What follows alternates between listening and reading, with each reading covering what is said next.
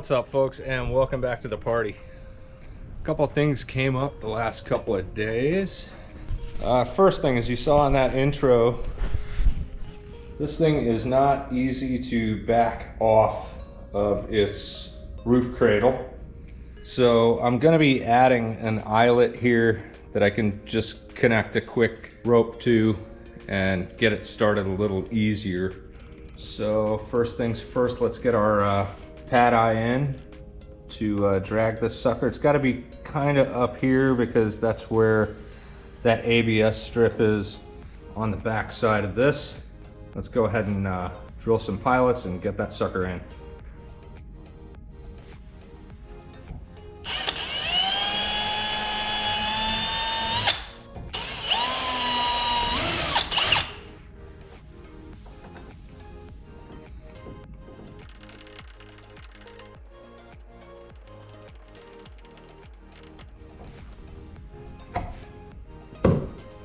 I apologize for getting back into mods. I didn't expect to, but our second on-water video has been delayed.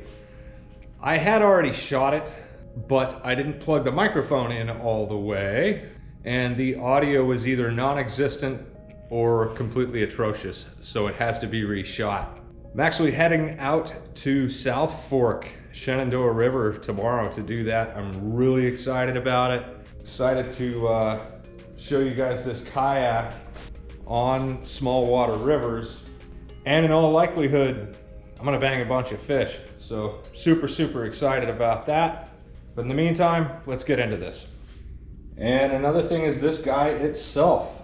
This makes it a vessel in the state of Maryland. Thank you to OnlyFins for pointing that out, and by the way, I really like your handle.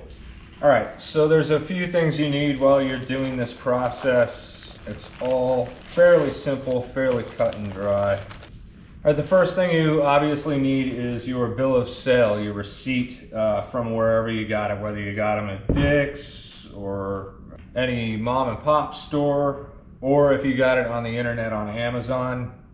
Receipt is the number one thing you need, bill of sale. Second thing you're going to need is the manufacturer's statement of origin, which comes on your kayak when you get it. And that statement of origin is going to be wire tied somewhere in here. So, receipt, statement of origin, check.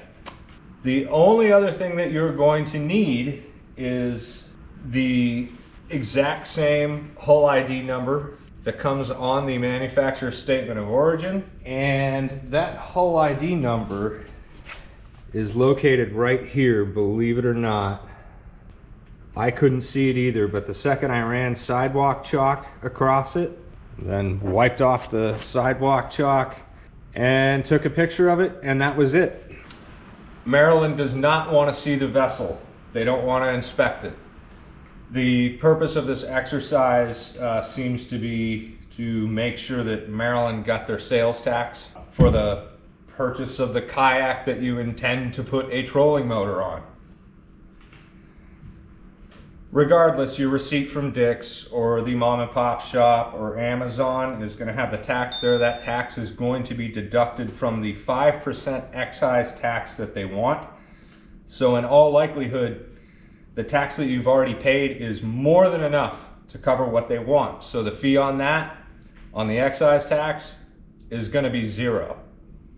The only things that come into play are just a couple of administrative fees and whatnot. My grand total at Department of Natural Resources was $2. And in exchange, this guy now has a title. And it also has registration tags. Notice the no fee vessel. It's good for 2 years. You'll get a notice in the mail that it needs to be reviewed, I imagine a couple months beforehand. There will be no fee there. Apparently it can be done online. So obviously these need to be affixed to either side, front of the vessel, both sides. And then the other thing that you need to do is to copy the registration number that they assigned the vessel. You can do that with either decals such as this, or you can paint it on. I went with the decals to keep everything looking exactly the same, all the fonts and everything. So I guess we're doing that now.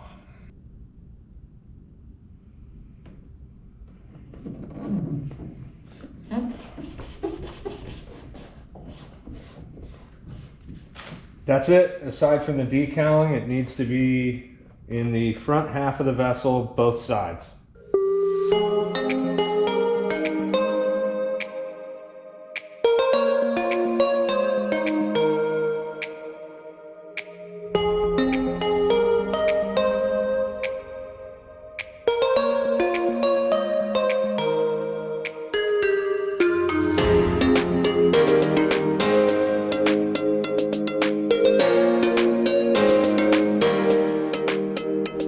And then the last thing is this guy right here, which is an adapter for a transducer designed specifically for this kayak.